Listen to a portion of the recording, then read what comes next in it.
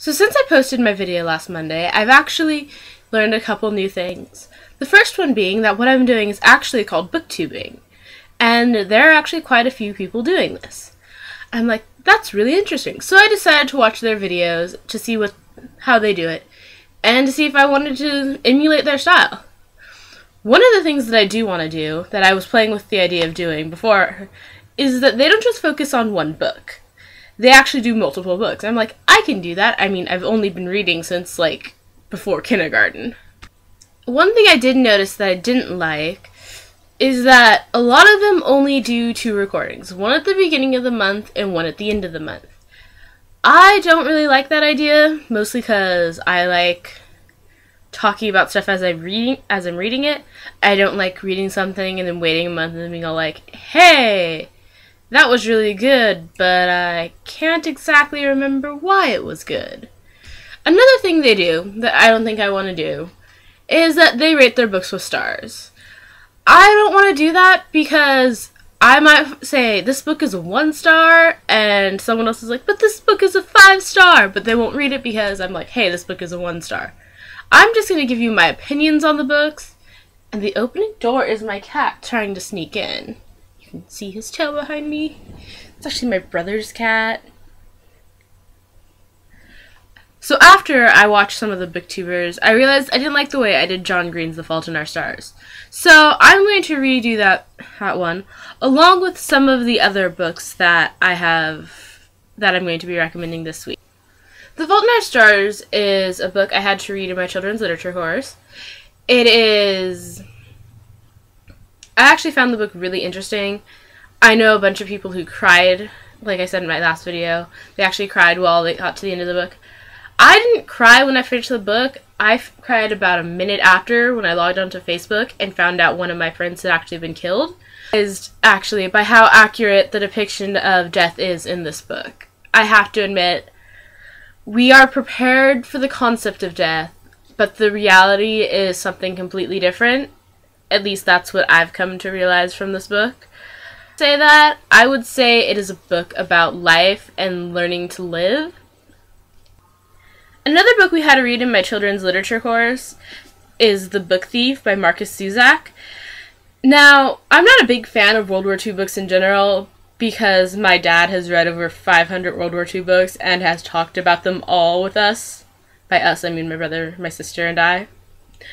But, I have to admit, this one was really good.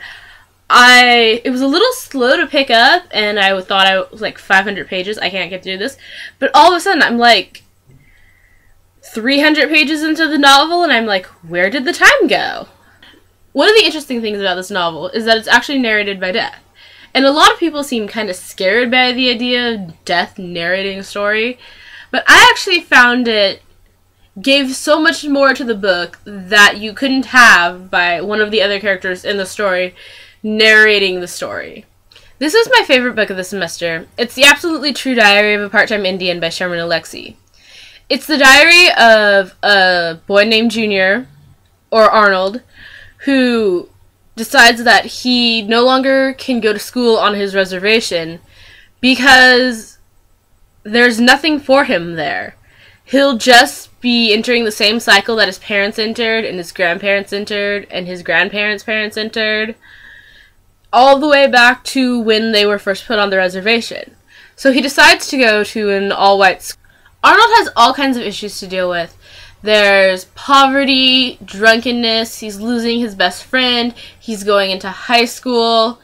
He's basically experiencing everything that teenagers experience when they're growing up, and he does it in such a light-hearted but serious way that you can't help rooting for him this entire story.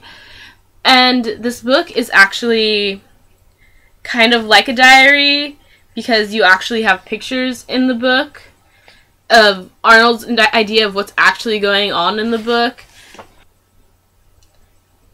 Another book we had to read this semester was Esperanza Rising. This is probably the book the class liked the least because for about the first half of the book, Esperanza is really annoying. We used another word to describe her. Esperanza is an aristocratic girl from Mexico who is forced to flee to America to become a field worker.